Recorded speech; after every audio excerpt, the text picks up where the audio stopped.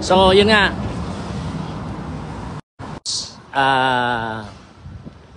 Ang mapagkakatiwalaan natin ay yun lamang talagang mga Kristiyanong pumapasan ng kanilang mga silya elektrika at hawak-hawak nila ang kanilang lethal injector. Yan kasi ang mga totoo. Yan ang mga sincero. So mahirap yung fake kasi maraming ang mga hudas na mga pastor, mga hudas na mga elder, mga hudas na ministry leaders, di ba? Dito ganun ako dito, di ba? Hindi na pwede. So sa akin, di ako kailangan ko ay talaga naman wala akong choice kundi magtiwala sa proteksyon at proteksyon at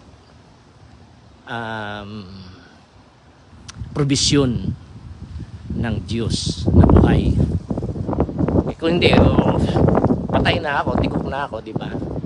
So sa langit na lang natin malalaman kung may mga attempt ba sa buhay ko na pero may mga attempt ba sa buhay ko na ginawa sila. Tinry ba nilang lasunin ako pero hindi ako nalason. Marami hindi. Pero definitely may mga threat. Verbal threat. Tapos yung biglang may naglalakad sa harapan ko na El Salvador, yung jacket nakasulat El Salvador. Pagkatapos nung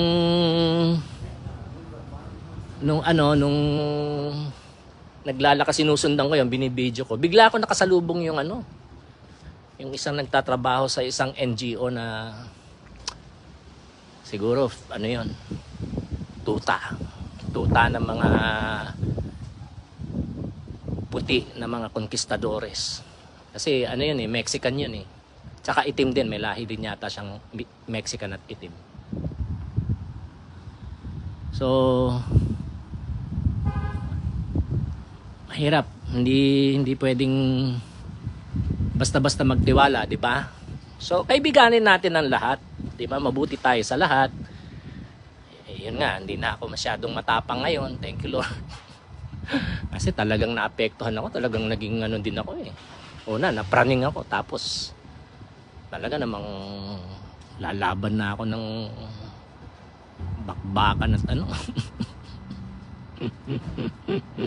patayan. Bahala na gang. Buti na lang linigtas tayo ng Diyos sa ating niniligtas tayo ng Panginoong Jesus at ng Diyos Ama, Diyos Anak, Diyos Espiritu Santo, isang Diyos, tatlong persona. Liniligtas tayo sa ating pagka-baliw, pagka-estupido. At anyway, yun nga, kung ikaw Kristiyano ka na nagpapasang ka ng iyong krus o ng iyong silya elektrika, tapos ganun din, yun ang pinagpipray ko na mga talagang doon mo kasi malalaman kung isang tao talagang born again di ba? Hindi fake, hindi yung nagsisimba lang. Kailangan tayo nagpapasan tayo ng ating silya elektrika at lethal injector. Yung manap tayo ng mga Kristiyano din na ganun din. Papasan din sila ng kanilang silya elektrika at lethal injector, di ba? Malalaman natin sa pamamagitan ng kanilang mga prutas, sabi nga. Di ba, marami false messiah, sabi ni Jesus, mga false prophet, di ba? Mga false pastors, mga false elders, di ba? So dapat gamitan natin ng discernment. Tapos yung mga Kristiyano na nagpapasa ng kanilang silya elektrika at lethal injector, yun ang mga totoong kapatid natin sa Panginoon. Tapos unite tayo sa kanila. So ngayon, siyempre sa church, pag nag-attend ka ng house church, mas kaunti yung tao, mas na-maintain yung quality. ng pagiging Kristiyano ng mga miyembro ng house church. Pero kung yung big church, yung building church, no, mga big church, may building sila, hindi sa bahay nagmi-meet. Mahirap kasi halo talaga yan. Minsan, yung pastor, Judas. Mga elder, Judas. Para sa akin, umalis ka dyan sa church na yan. Diba? Pero kung okay naman yung mga pastor, at mga elders, maski na hindi sila perfect, stay. Diba? Stay and then build friendships. Build friendships and disciple one another. Disciple one another para maging mas solid yung commitment natin. Build yung relationship of trust. Build a relationship of trust.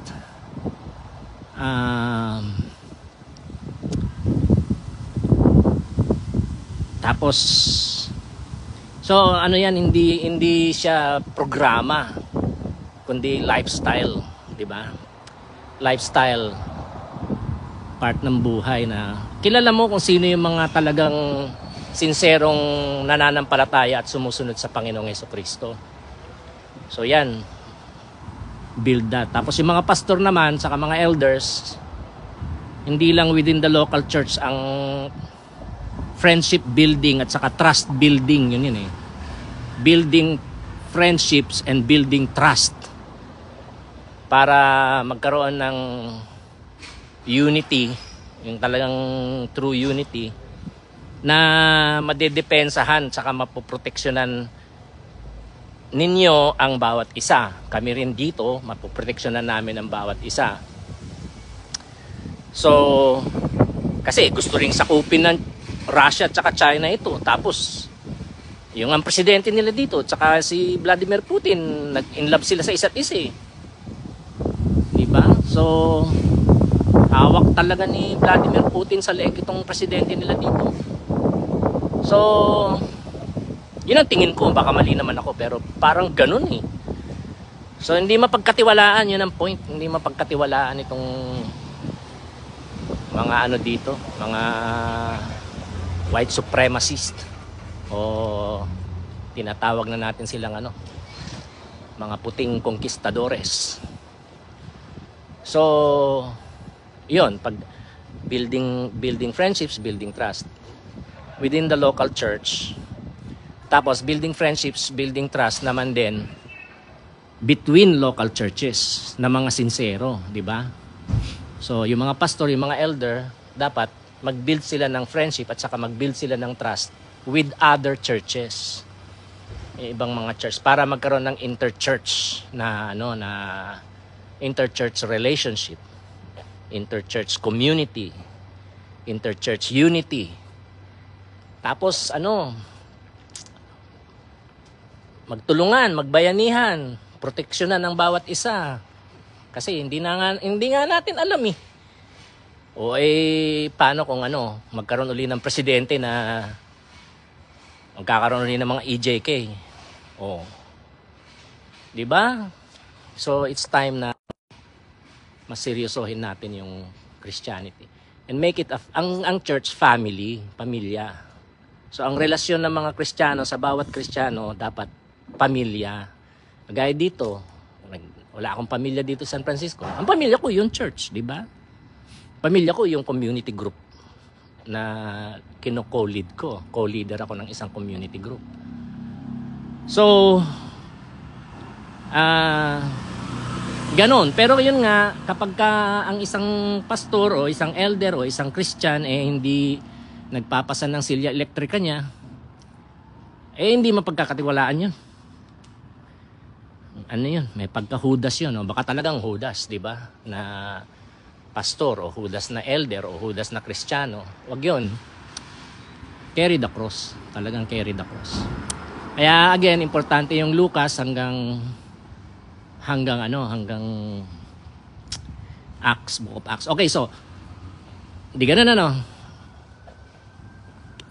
B sa English, maging sa Tagalog na lang, maging isang Kristiyano na nagpapasan ng kanyang silya elektrika, humahawak, tumatangan sa kanyang lethal injector, tapos mag-unite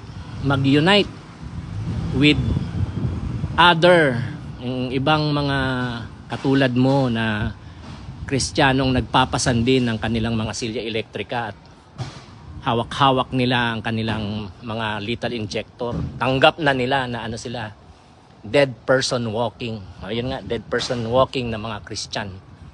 Pagkatapos, di build friendships, build trust, protect one another, serve one another, help one another within the local church.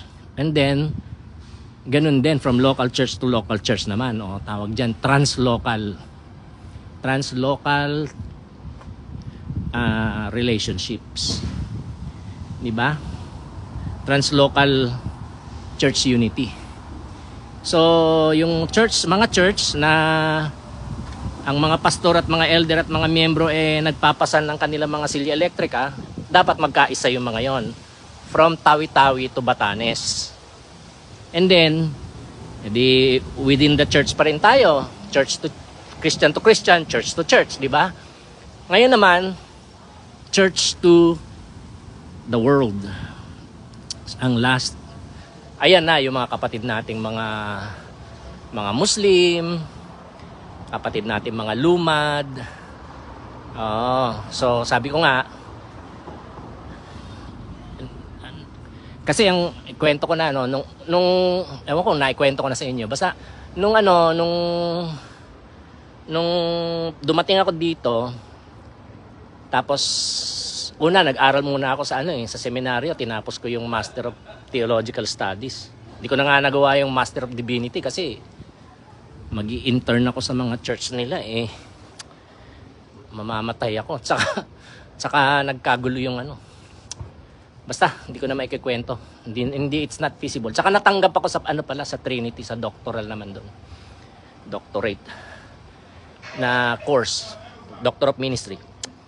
Anyway, nung nandun na kami sa Chicago, di church planting, nag-a-attend ako ng mga ng mga talaga namang sikat at international na mga church planting network. So, pero sabi ko, bakit walang church planting? Wala tayong ginagawa para sa yung South Chicago kasi nandun yung mga itim. So sabi ko, bakit wala tayong ginagawa para sa mga itim na mostly nakatira sa South Chicago? Wala akong makakuhang magandang sagot sa mga puting pastor. Yun naman mga itim na mga kinakaibigan ko. Mainit ang ulo. Nahirapan ako. So, pero naging misteryo sa akin yun. Pero yun na, naging goal ko na. Kasi ang ko, abutin ng mga Muslim yun ang nasa heart ko. Kaya lang, nagkaroon ako ng burden sa mga itim kasi sa Chicago, araw-araw na lang na balita, may patayan sa mga itim. Sa lugar ng mga itim, patayan talaga, barilan, araw-araw. May barilan, may namamatay. Grabe talaga. Sabi nga nila, mas marami pang casualty ang South Chicago kaysa yung Iraq War. Kaya parang Iraq ang South Chicago. So ngayon, napunta naman ako dito sa San Francisco. Ayun na, yung Black History Month. Kasi before Black History Month, Chinese New Year. So nung Chinese New Year, grabe ang mga decoration nga. Grabe ang celebration. May mga lion dance, may mga dragon dance. Ang ganda ng mga decoration. Pulang-pula talaga ang San Francisco. Pero ng Black History Month, bakit ganun? Parang kulang, di ba? Parang, so, talagang Tsaka tuwing pupunta kami ng park, nakikita ko, puro mga puti. Mga bata, puro mga puti. Naghahanap ako ng mga itim. Nasaan na yung mga itim? Ganun din sa San Jose. Tumira ako noong 90s dun Sunnyvale, San Jose, Santa Clara.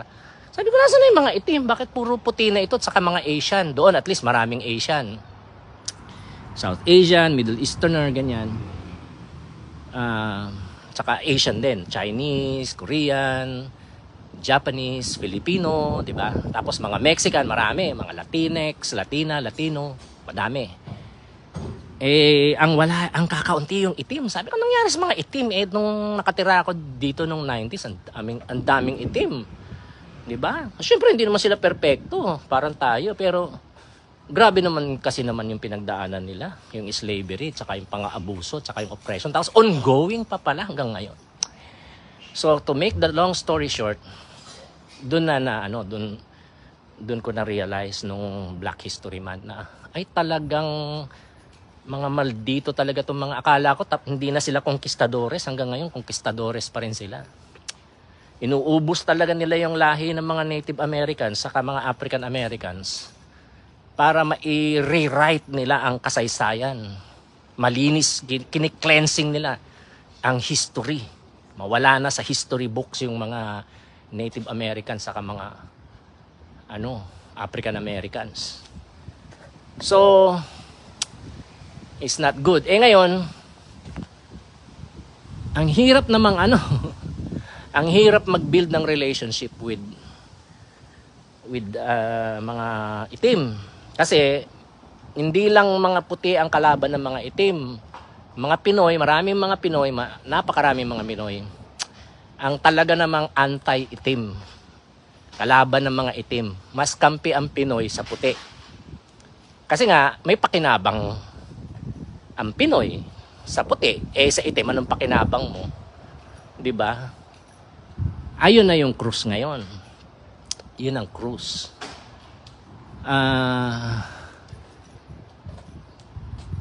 Hindi pwedeng, kasi yung relasyon ko sa mga puti nasira eh. Magaya ngayon, more than 1 year na ako sa trabaho ko, hindi pa ako nare-regular. So, apektado talaga. May epekto talaga yung ginagawa kong ito na negative sa aking buhay at trabaho. So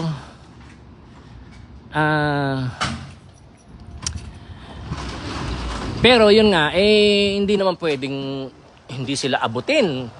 Pangalawa, 'di ba, yung mga itim tsaka yung mga Native Americans, hindi naman pwedeng hindi natin sila abutin ng pag-ibig at mabuting balita ng Panginoong Hesus, di ba? So, ngayon, yung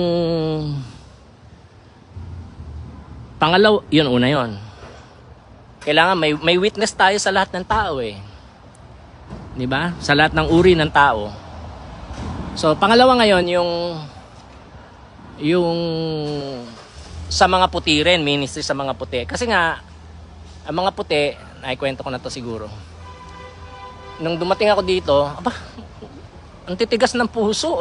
Marami sa kanila, atheist. Tapos talagang against sila sa Bible. Ang dami na daw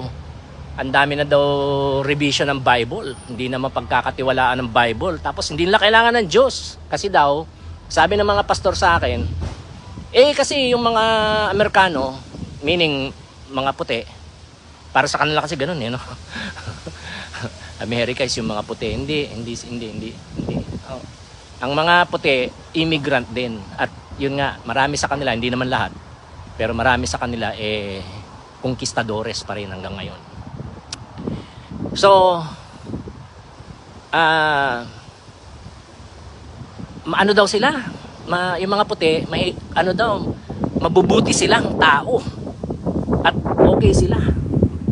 Stable ang buhay nila, tapos mabubuti naman silang mga tao. Totoo naman, outwardly, talaga namang mababait naman, mabubuti, mga desente, maayos. Pero yung pala, sila, mean. Kapag gusto ka nila, okay ka. Pero kapag ka itim ka, o Native American ka, o kaya, maski Mexican, di ba, against din sila dyan. Kasi pag-aari ng Mexico to eh. Itong California originally eh. So, gusto rin lang maubos yung mga Mexican. So ngayon,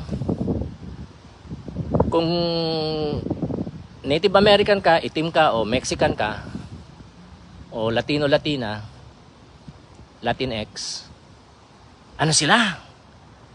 Bad talaga sila. Mean. Talagang manlulupig at maniniil. So, sabi ko, okay, fake. So, ito yun. Ito ang dapat na i-preach, di ba? I-proclaim na sila masasamang tao. Kasi nga, tingin nila sa sarili nila, hindi sila masasamang tao. Palabas nila sa buong mundo na hindi sila masamang tao. Fake nga. So, para maabot sila at para kasi kung hindi magre-repent ang tao at hindi mananampalataya sa Panginoong Hesus, sabi sa John chapter 3, the wrath of God remains on that person, di ba? Ang puot ng Diyos ay nananatili sa mga taong hindi nagsisisi sa kanilang mga kasalanan at hindi nananampalataya kay Kristo. Nasa John chapter 3 yan. Kaya sabi ni Lord kay Nicodemo, you must be born again. So, yun nga, kung hindi ko papasanin ang aking silya elektrika at hindi ko hahawakan, hindi ko tatanganan ang aking lethal injector, matatakot ako, di ba? Hindi ko sasabihin sa mga puti na, oy, mga ano kayo, mga goons kayo. Di ba? Mga ninuno nyo, mga goons. Tapos, kayo din hanggang ngayon. Ang ugali nyo, ang gawain ninyo, goons din, katulad ng mga ninuno ninyo. Kailangan ninyong magsisi sa inyong mga kasalanan at manampalataya sa Panginoong Hesus. Parang ako din, kailangan ko rin magsisi lagi. Lifestyle yan yung repentance sa faith. It's a lifestyle of repentance and faith. Di ba? So, wala nang excuse ang mga malinaw na ipahayag sa mga puti ang ang mabuting balita, di ba? Na kailangan makasalanan din sila at kailangan nila ang Panginoong Hesukristo. Di ba? Kung hindi ko i-expose yun, mananahimik na lang ako kasi takot akong matigok, takot akong makulong, takot akong matorture, takot akong ma-rape. Wala na, tatahimik na lang ako. Eto mga puti, feeling good pa rin sila, 'di ba? Feeling righteous sila. Kasi ang excuse din nila, yan ang mga mga pagano yung mga Native Americans, kaya tama lang na inubos sila ng aming mga ninuno kasi mga pagano sila. So, itong promised land namin tong Amerika na to. So, sila yung mga Canaanites, parang Canaanites yung mga parang mga Canaanitas yung mga Native American, kaya genocide sila. So, kalooban ng Diyos yun. Mali, di ba?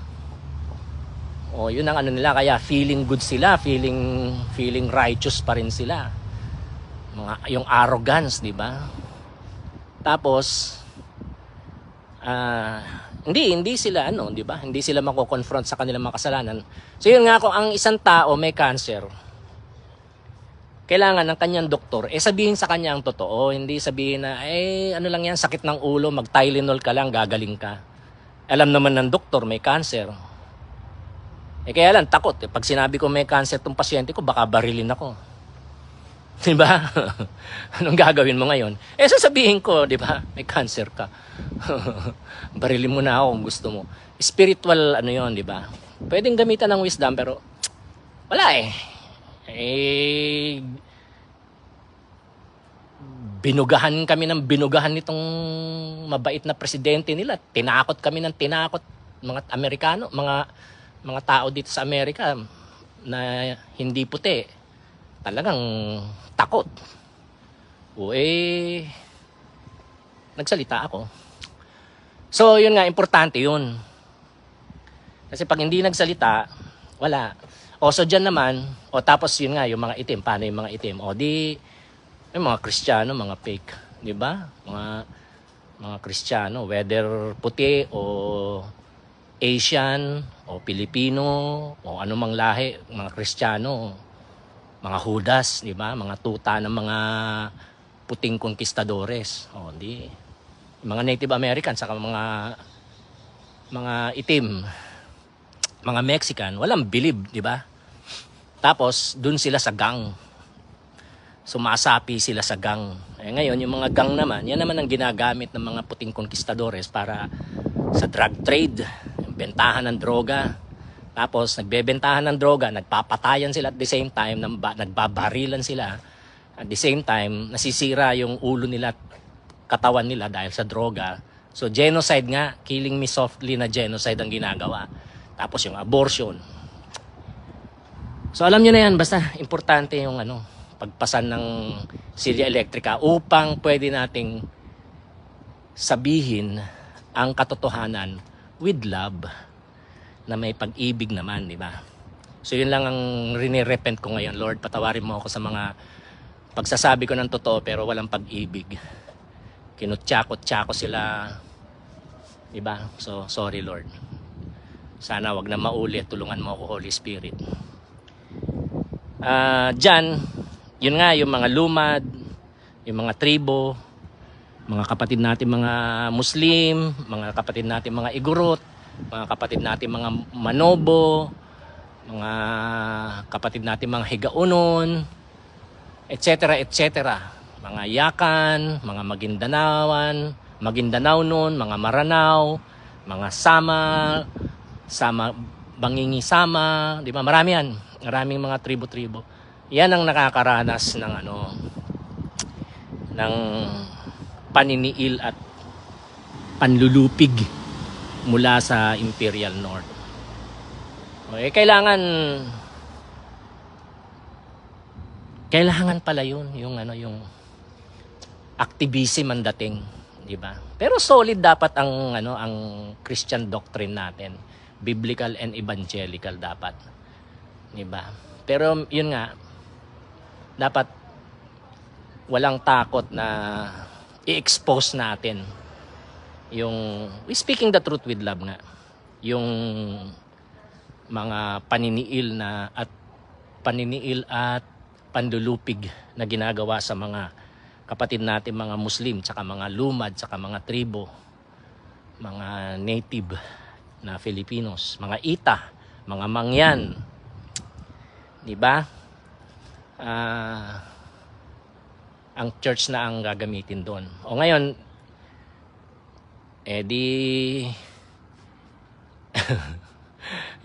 sa mga puti, na ako, di ba? Parang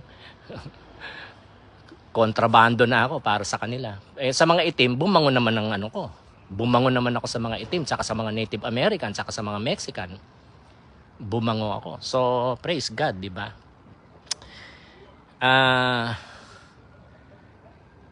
Tapos, kukwento ko na rin yung yung mga experience ko sa pakikipagkaibigan sa mga itim kasi ang hirap. Dahil nga marami nga sugat sila sa damdamin. Marami mga abuso at mga pang-api silang naranasan. Hindi lang sa mga puti, pati sa mga Pilipino. O, ganun din dyan, di ba? Kapwa Pilipino. So ito naman, Pilipino versus itim, tsaka Filipino versus Mexican, tsaka Filipino versus Native American. So ang dating dito, ang mga Pilipino, makaputi. Tuta ng mga puti. Mga tuta ng mga puting conquistadores. So nung nagsimula ako makipagkaibigan sa mga itim dito sa sa San Francisco, talagang rough.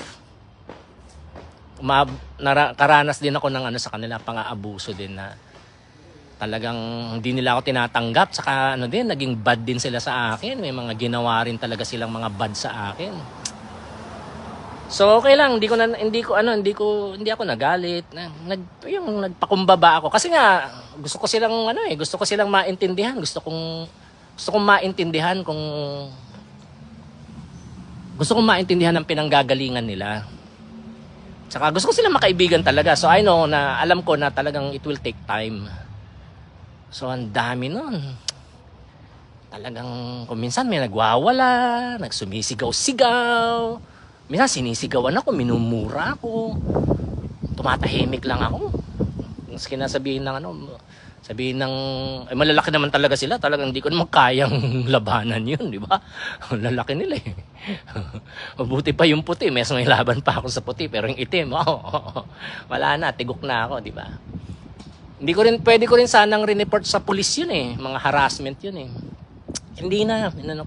Kumbaga, rinilis ko na kay Lord. Yun nga yung forgive. Hanggang sa, yun, ngayon, dami ko ng kaibigan mga itim. Last Sunday, ang dinala ko sa church, bagong mga kaibigan ko, 2 itim, saka 1 Pinoy. Di ba? So, dumadami na yung mga kaibigan ko mga itim. Tsaka mga Native American, tsaka mga Mexican. So, ganun. Hindi siya yung, hindi siya madali. Talagang pasan-pasan mo talagang silya elektrika mo. Pwedeng tigukin ako ng itim, pwedeng tigukin ako ng Mexican, pwedeng tigukin ako ng Native American, pwedeng tigukin ako ng puti, pwedeng tigukin ako ng insik. Di ba? Ng Chinese. Kasi galit ang China sa atin. Pwedeng tigukin ako ng Ruso, di ba? So marami, parang kalaban mo talaga ang buong mundo. So sana wag niyo nang maranasan yung ganun, pero yung mga pastor tsaka mga elders, obligado. Ganun talaga. Oo, hindi pwedeng hindi pasanin ng mga pastor at mga elder ang kanilang mga silya elektrika. Hindi pwedeng hindi nila tanganan ang kanilang mga lethal injector. Pag hindi nila pinasan ang kanilang silya elektrika at hindi nila tinanganan ang kanilang mga lethal injector, fake sila. Mga hudas sila. mga hudas sila. Huwag kayong maniwala sa kanila. Huwag kayong magtiwala sa kanila. Iwan nyo yung mga church nila. Umipat kayo ng church. Hindi kailangan perpekto ang church, pero dapat wag hudas. So, di ba si Pedro hindi naman perpekto eh. Di ba? Sila Pedro hindi naman sila perpekto. Pero hindi sila hudas. Iba yung hudas, di ba? So wag yung hudas. Doon kayo sa tapat. Okay? So yan ang nakikita kong Kaya mahirap ito kasi kausap ko na yung mga English, tapos kausap ko rin kayo. Pero kailangan na nangangamba ako para sa sambayan ng Pilipino. Pero dahil sa Panginoong Hesus, hopeful. May pag-asa, di ba? Panginoong Diyos, salamat po na ikaw ay liwanag. Ikaw ay ilaw. At ang ilaw na siyang Panginoong Jesucristo according sa Juan 1 ay naparito sa mundong ito ng kadiliman. At hindi nagapi ng kadiliman ang liwanag. Hindi nagapi ng kadiliman ang ilaw. At ang ilaw ay ang Panginoong Jesucristo. At salamat na dahil kami ay united to Jesus by faith, kami rin ay ilaw din. According to Matthew chapter 5. Ang mga sinserong Kristiyano ay asin at ilaw. Lord, napakahirap ng sitwasyon sa buong mundo. May mga diktador dito sa Amerika, feeling diktador, pero masama. Sila yung pinakamalaking ahas, pinakamalaking halimaw na superpower sa buong mundo. Nakikita namin ang ginagawa nila sa mga kapatid namin mga Hudyo sa Israel at kapatid namin mga Muslim sa Palestine, sa Gaza. Itong mga puti na mga conquistadores, Lord, patawarin mo sila sa kanilang mga kasalanan. We pray na maligtas sila. Presidente nila maligtas. Yung mga white supremacists maligtas. Mga puting conquistadores maligtas. Sa Amerika, sa Canada, sa Australia, sa New Zealand, at sa Europa, at sa buong mundo. At lahat naman ng mga biktima ng karahasan, biktima ng paniniil, biktima ng panlulupig, iligtas mo, Panginoon. And we pray na kami mga Kristiyano, papasanin namin ang aming mga krus, papasanin namin ang aming mga silya elektrika, tatanganan namin ang aming mga lethal injector, at kami ay magsasalita ng katotohanan na may pag-ibig according to Ephesians chapter 5. Kami ay maging katulad ng Panginoong Jesucristo na puno o puspos ng grasya at katotohanan. Tulungan mo po kami, Lord. Work. Yung mga nanonood, nakikinig, kasama ko nagdarasal ngayon, Lord. Puspusin mo sila ng Espiritu Santo. Bigyan mo sila ng malalim at malawak na pagkagutom at pagkauhaw sa iyong mga salita. and build up. I-build up nyo po ang equip ninyo ang mga church, ang mga Christian, i-equip ninyo ang mga Christian at i-build up ninyo ang mga church. Na kaming mga Kristiyano, mga Pilipino, makikilala bilang mga Kristiyanong pumapasan ng aming mga silya elektrika at tumatangan sa aming mga lethal injector sa pagsunod namin at paglilingkod namin sa Panginoong Hesukristo at sa sangkatauhan. Lord, we pray for our Muslim brothers and sisters. We pray for pinapanalangin namin mga kapatid namin mga Muslim, mga kapatid namin mga Mangyan, mga kapatid namin mga Igorot, kapatid namin mga Manobo, kapatid namin mga LGBTQIA+, mga mahihirap, mga grabe ang pangangailangan at grabe ang karanasan sa mga paniniil at panlulupig sa Pilipinas at sa buong mundo. We pray na i-rescue mo sila, makakilala sila sa iyo, maligtas sila sa pangalan ng Panginoong Hesukristo. Sila ay mga born again, maging disipulo ng Panginoong Hesukristo. At mula sa mga sinisiil at mula sa mga linulupig at sa mga inaapi-api, will rise up, Lord God, Christians and churches na sincero. Mga Kristiyano at mga simbahan, mga iglesia na pumapasan ng kanilang mga silya elektrika at tumatangan sa kanilang mga lethal injector. Lord, salamat po muli na marami.